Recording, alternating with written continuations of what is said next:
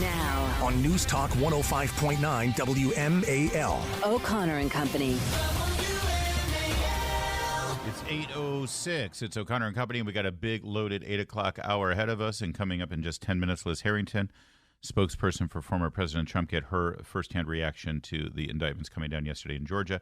Also, we'll speak with the Native American Guardian Association coming up at 8:35. They want the commanders to be renamed the Redskins, and we're on board with that, mostly because it'll just cause chaos here in town, and we love chaos. I'm Larry O'Connor alongside Julie Gunlock. Good morning, Julie. Good morning. This is a sobering anniversary today. Let me remind you that 2 years ago is when we saw it before our very eyes, the fallout of the disastrous pullout plan of the Biden administration and the Pentagon on the final days of our presence in Afghanistan. Obviously, it was a disaster at all levels, including the ultimate disaster, the death of 13 service members. And it all could have been avoided. How do we know that? Well, we know that because of the incredible reporting by Jerry Dunleavy and James Hasson, who has spent the last 2 years researching the book, Cabal, The Untold Story of Biden's Fiasco and the American Warriors Who Fought to the End. And gentlemen, congratulations. Today's published day. I know you're going to be all over the place doing media, so thank you for carving out time for O'Connor and Company. Good morning. Good morning. Thank you, Larry. Good morning, Larry. This really is a definitive work, and frankly, I think not only should every American read this, but I want every single person running for the Republican nomination to read this book, because this should be front and center. Are you concerned that this, because of the Biden administration's efforts to ignore this and not mention it, that in a way you're telling a story that so many Americans have sort of forgotten about? Well, Larry, that's Sorry. Go ahead, Jerry. I just assumed you'd worked this out. We'll start with Jerry. Oh, man. Good stuff. So, yeah, I mean, look, we can't let, for instance, these indictments against former President Trump overshadow this anniversary. I mean, the withdrawal from Afghanistan was a complete disaster. 13 Americans dead. 200 Afghan civilians killed, Americans left behind in droves behind enemy lines, Afghan allies left behind.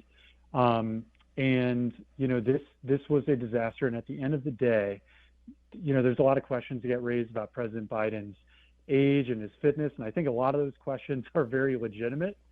But when it came to this decision, this withdrawal from Afghanistan and the way that this all went down, the disaster that it ended in, our book shows, and everyone should read it, that this was Joe Biden, top to bottom, beginning to end. This was President Biden's decision. And James, if I can sort of continue down that, I want to get to that fateful day where we lost 13 service members, but I still have not heard a definitive answer or rationale for the decision that was made to close Bagram Airfield and leave all of that equipment and all of that expensive military equipment that is now being used against us or sold on the black market, and rely on the civilian airport and Taliban security to protect the final people who were leaving with the American effort. Why? Who made that call? It seems so obvious that you retain your military airfield that is not in the middle of chaos.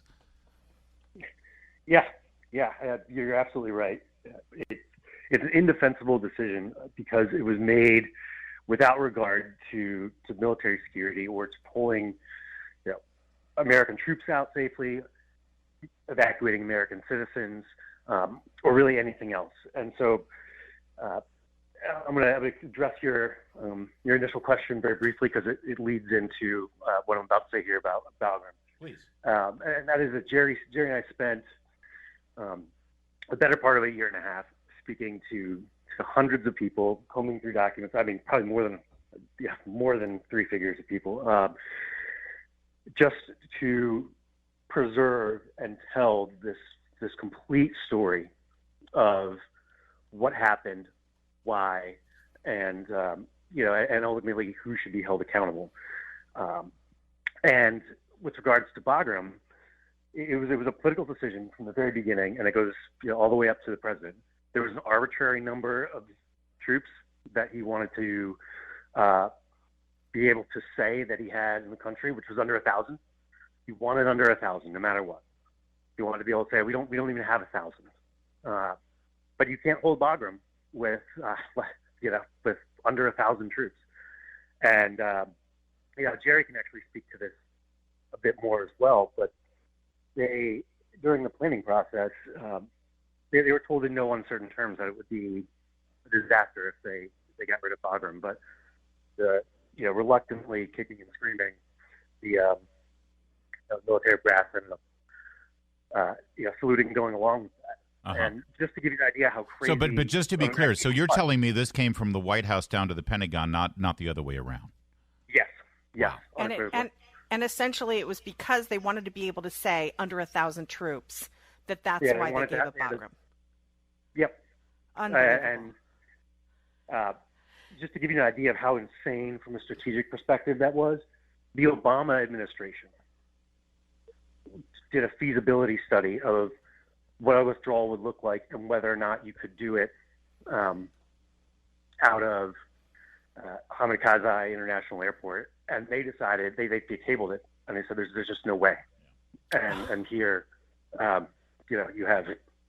Fast forward a decade later, and the results speak for themselves. Jerry or James, either one of you can take this. I do want to shift over to the 13 Americans who were killed. You did exhaustive research on and interviews with these people, and also with the families of the Afghanis who were also injured and killed.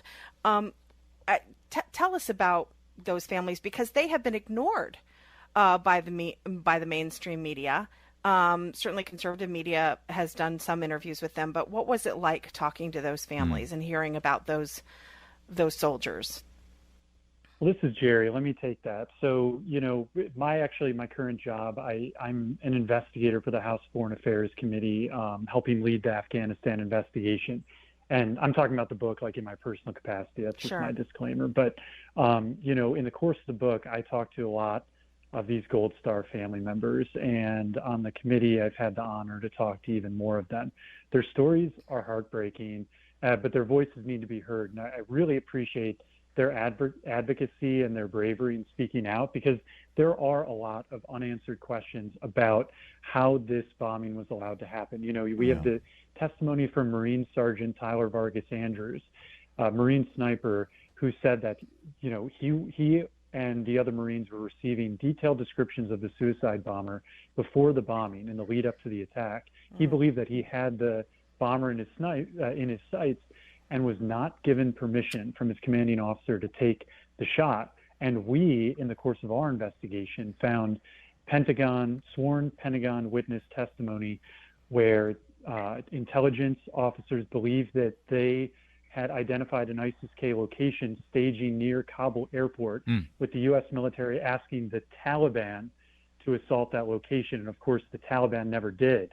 On top of that, the U.S., according to these documents, was tracking ISIS-K locations in Afghanistan, and it looks like a U.S. strike was requested but denied because of a negative response from the Taliban. And that's according to sworn Pentagon statements. So there's a lot of unanswered questions about why this bombing was allowed to happen, but ultimately the original sin here was President Biden allowing the situation to get to the point where these Marines were having to rely on the Taliban to provide security outside of the airport. It's unforgivable and put these Marines in an impossible, dangerous, and ultimately deadly situation. Gentlemen, sadly, we're up against it on a very busy news day, and Jerry and I used to work with each other, so you know what days like this are like, sadly, so we can't keep you over, but great job on the work, on the book. It really is a definitive, finally, we have a definitive investigation into what went down there, why it happened, and by the way, again, still nobody fired. Nobody fired from the Pentagon. Jerry Dunleavy, James Hasson. Buy the book now, y'all. Kabul, The Untold Story of Biden's Fiasco and the American Warriors Who Fought to the End. Gentlemen, thank you for honoring their memory. Well done. Thank you very much, Larry. 8:15. Your favorite WMAL shows when you want them. Download the new WMAL app and listen on demand. Well, we moved from those gentlemen and their book on Kabul to another former colleague, now a spokesperson for former President Trump. She was also with the RNC, you'll remember. She is Liz Harrington. Good morning, Liz. Great to speak with you. Hey, Larry. Thanks for having me. Well, we've got a presidential election going on, and the candidates aren't, and the media certainly aren't spending much time talking about this 2-year anniversary of Biden's horrific national security debacle in Afghanistan. Instead, they're talking about yet another round of indictments against former President Trump. But boy, these coming out of Fulton County, they take the cake. Liz, I mean, we're all unindicted co-conspirators because we all told people to watch those here. I remember being on the air saying, you guys should be watching these hearings in Georgia right now, these public hearings. Apparently, that's an act of conspiracy. Exactly. It's criminal to say, hey, watch OAN, watch RCN, watch Newsmax. I mean, this is really, it does take the cake. I mean, it would be funny if it weren't so serious and so sad for our country. What you're talking about, the 2-year anniversary, can you believe it, of what they did in Afghanistan, what they're doing to our country, and yet at the same time, they're trying to make it impossible for the American people not just to criticize their government, criticize a corrupt election, but to choose who they want to lead in the next election. And that's what this is really all about. It comes down to them interfering, criminalizing, basically saying it's criminal to engage in the democratic process. It's criminal to petition your government for grievances, to complain, to say, you need to fix this. This is corrupt. It's now criminal to do that. And they're basically saying it's criminal for you to get to choose who the next president is. Mm-hmm. Well, and it's not, Liz, it's also so galling because for years and years we saw very powerful federal officials, Hillary Clinton, Kamala Harris, get up there and say that he was an illegitimate president, that he wasn't duly elected. They were worse. Their election denial was shocking, and yet nothing has happened to them. So I think it's also the idea that the American public are being treated like they're stupid, and they don't see the double standard at play here. Exactly right. I mean, you had those officials actually complaining about the voting machine. Yeah. They held hearings in Congress about it. Kamala Harris was there. Yeah. And, they're doing this while putting out all of this, indicting all these other people, right, who did nothing wrong.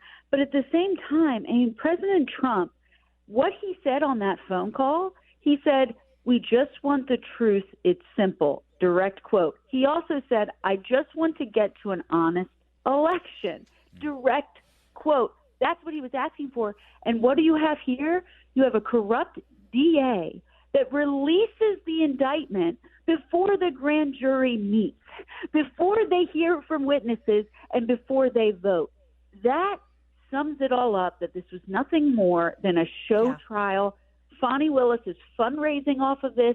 It couldn't get more political. While Atlanta has record high crime, they're not going after real criminals. Instead of bringing this case 2 years ago, even though there's no case then, there's no case now, they've let the city be destroyed. Well, they've used all their energy going after political opponents. This is a banana republic, and the American people see right through it. Liz Harrington's our guest. She's a spokesperson for former President Trump, and as his spokesperson, you issued his formal statement yesterday, and there was a part of it that really sticks out that really needs to be focused on a little bit more. Of course, we can't rely on the mainstream media to do that, and that, Liz, is the timing. The former president said they could have brought this 2.5 years ago. There's nothing that has been discovered here in August of 2023 that they didn't know in March of 2021. So, I mean, why 2.5 years, nearly 3 years after the fact, to bring this? And the only answer is election interference. Exactly, Larry. The only answer is, why would they bring 4 sham indictments within 5 months, right smack dab in the middle of a political campaign, when President Trump is not only beating all of the Republicans in this non-existent primary, he's beating Joe Biden in all of the polls. And that's what this is about. But you know what? Everything they do, it backfires. And this is probably going to backfire the most of them all, because it is such a mockery. You go through these enterprise, the criminal acts. I mean, holding a press conference is a criminal act now. Sending a tweet to say, "Hey, why don't you check this out? Look at this damning evidence." But that's really the kicker here too. They're bringing this case in Fulton County. They brought this indictment basically in the dead of night. That's very fitting because that's when they like to count their votes with no observers present. That's what they do in Fulton County. Honestly, that's why we're all here, because they corrupted that election. The American people saw it, and we have more evidence. You know, nothing has changed of what President Trump said publicly. He's always stated the same thing. He's always been adamant. But what has changed, we've gathered so much more evidence of just how fraudulent that election was, and now we get an opportunity to share it. Liz Harrington, always good to talk with you. You're going to be a busy woman for the next year. Thank you for being here. Thanks so much, guys. It's 8:23. Coming up, it's time to reclaim the Redskins, and we'll speak with two of the Native Americans leading that effort next.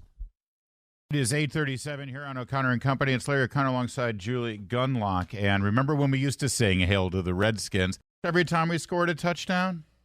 Of course you remember. And now they tried to do like a new reworked version of it, "Hail to the Commanders." It doesn't work. In fact, when I'm in a game, they still sing "Hail to the Redskins." Plus wear all the Redskins paraphernalia and shirts. It's an iconic brand, it's an iconic name, and it's an iconic logo.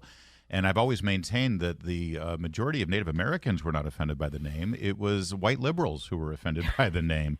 And the proof is in the pudding now with a brand new movement led by the Native American Guardian Association trying to influence the new ownership of the football team to change the name back to Redskins. Joining us right now is the president and executive director of that group, Eunice Davidson and Tony Henson. Thank you so much for joining us this morning. Yeah, good morning. Thanks for having us. This is Eunice Davidson. Yes, thank you. From North Dakota. Yeah. All right, that's Eunice and that's Tony. And I'll start with Eunice. Eunice, if you could explain to our, and by the way, you got a lot of Redskins fans listening right now to you here in Washington. Tell us exactly how you're hoping to achieve this. I know you've already reached out to Commanders ownership, the new owners. Have they responded to you, and what do you intend to do to try to move them along? Well, first off, good morning to all the Washington Redskin fans. We really appreciate all your emails and signing the petition. It's been just phenomenal this past week of what's going on with that, and we love it. Well, you know, once we've been receiving emails from the fans all over the nation, all over the world. In fact, you know, why don't you try and, you know, do something about this? Well, we have been trying, but we were shut out by the media. We didn't have anybody to help, you know, to get us. We've tried. Our Facebook page was censored. So anyway, once we got in touch with Haley Baumgartner, she said that she would be more than willing to help us get our voices out there, and she's been really our biggest achiever right now to help us do that. So that's why we when we did that, we wrote a letter to the you know, Commanders, asking them, you know, that all we really want to do is just have a seat at the table to talk to them about this. That it was taken away by, you know, a lot of the polls out there say that we have 90% American Indians who want this kept, and we know that for a fact because they mail us all the time, email us, messenger us, and they're from all over the nation.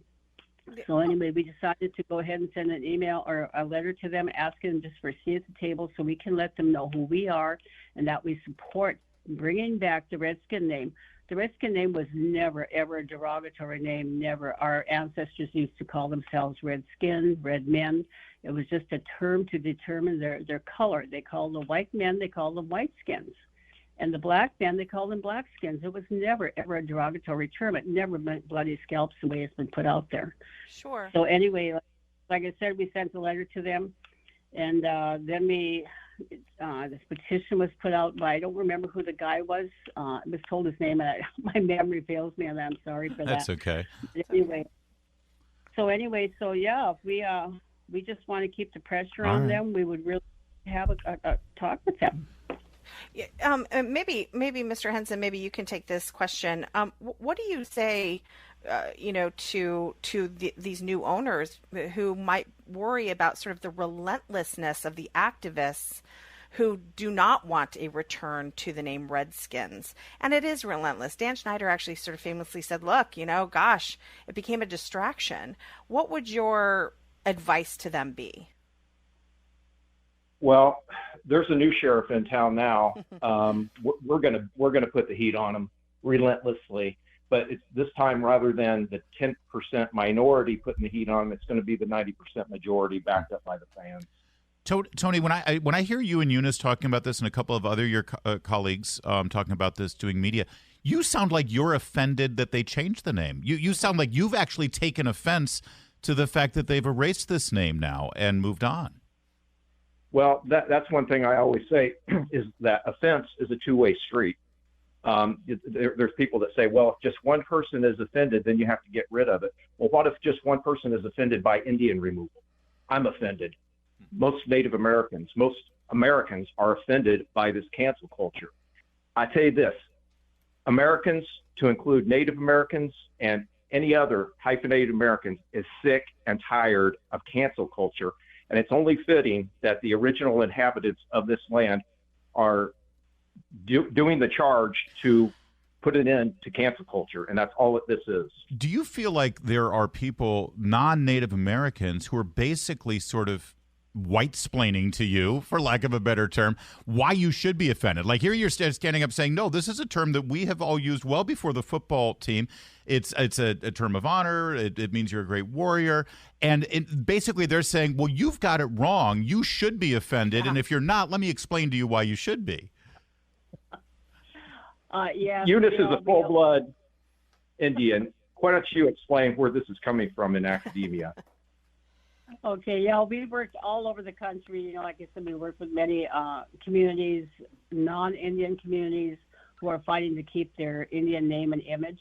And, the thing that we see the most is it's the school boards. It's the education system. Of course it is. And we always have, at least they load up their school board just to have enough a vote to get rid of it, regardless of what the community says. Every community we have gone to, we have had the majority of people side with what when we go do a presentation or talk to them. But we always have at least, those 2 or 3 school boards to keep the pressure on everybody else, and they're the ones that want to get rid of us. Yeah. And, oh, poor you. And, we are not victims the way they make us out to be. Oh, my God, that's just, it's crazy. It's crazy what these, I call them discriminators, these people, whoever they are, and it is white, like you say, it is the white educators that are doing it. Well, listen, we're on your side, and anything that you guys real fast. My understanding is you've got a petition, you've got close to 100,000 already signed it. How can people join that? What you need to do is go to educatenoteradicate.org, and people can fill out the petition. They can subscribe for updates. And if they want to donate and help us out, they certainly have that option. Educatenoteradicate.org. Well, and we're going to be announcing today we're going to do something similar with the Cleveland Indians with a petition. I'll tell you, I remember the polls leading up to the name change. I remember the polls showing that not only did a majority of Native Americans in this country want the name to stay, the majority of fans of the football team, over 70% of the fans here in Washington, wanted Redskins to be the name. So you do have the numbers on your side. This is the tyranny of the minority deciding how we can live our lives, and it would be a glorious thing. This new owner has so much goodwill with the media right now and so many positive vibes. This is the time to actually send this signal to the fans that you mean business, and it would be a great thing for them to do it. Eunice and Tony, thank you so much for joining us. We got to leave it there. Thank you. Okay, well, thanks for having us. I appreciate the time. Native American Guardians Association. It is 8:45.